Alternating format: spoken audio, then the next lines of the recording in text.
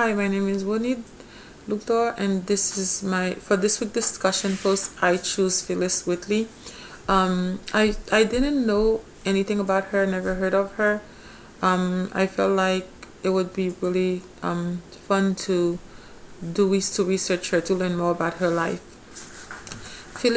Despite spending much of her life in being a slave, Phillis Wheatley was the first African American, second woman after Anne Bradstreet to publish a book of poems. Phillis was born around 1753 in Gambia, Africa. Phillis Wheatley was captured by slave traders and brought to America in 1761. Upon her arrival, she was sold to the Wheatley's family in Boston, Massachusetts.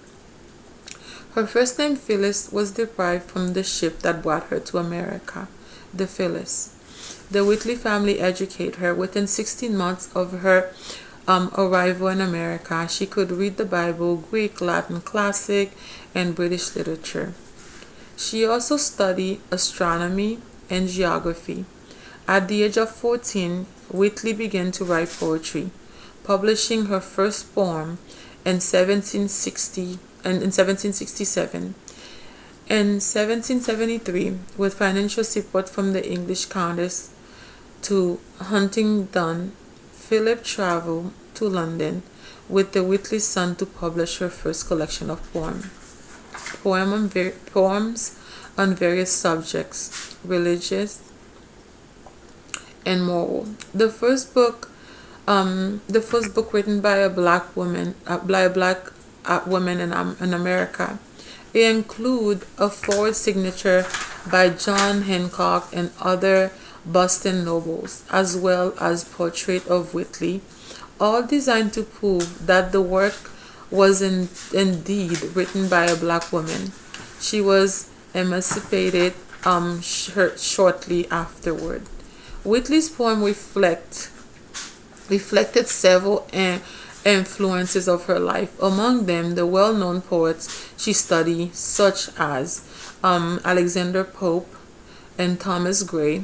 Pride in her African heritage was also evident. Her writing style embraced the elegy life from her African roots. Religion was also a key influence.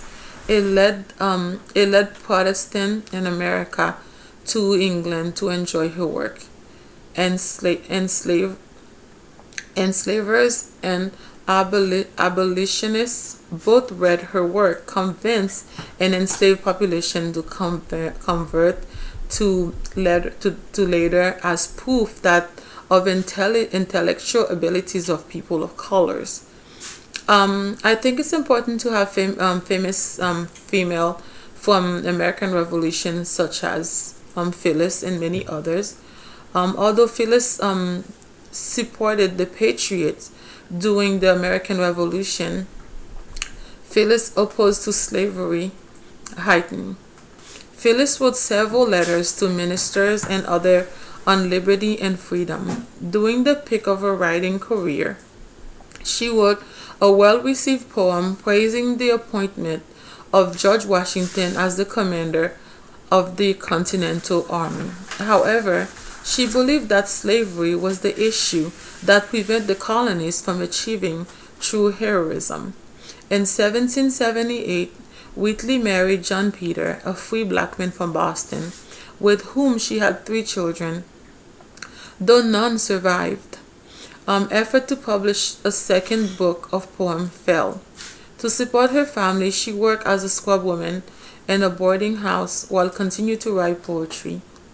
Wheatley died in December 1784 due to complications from childbirth. In addition to making an important contribution to the American literature, with Phillis Wheatley's literal and artistic talent helped show that African Americans were equal, capable, intelligent human beings who benefit from an education.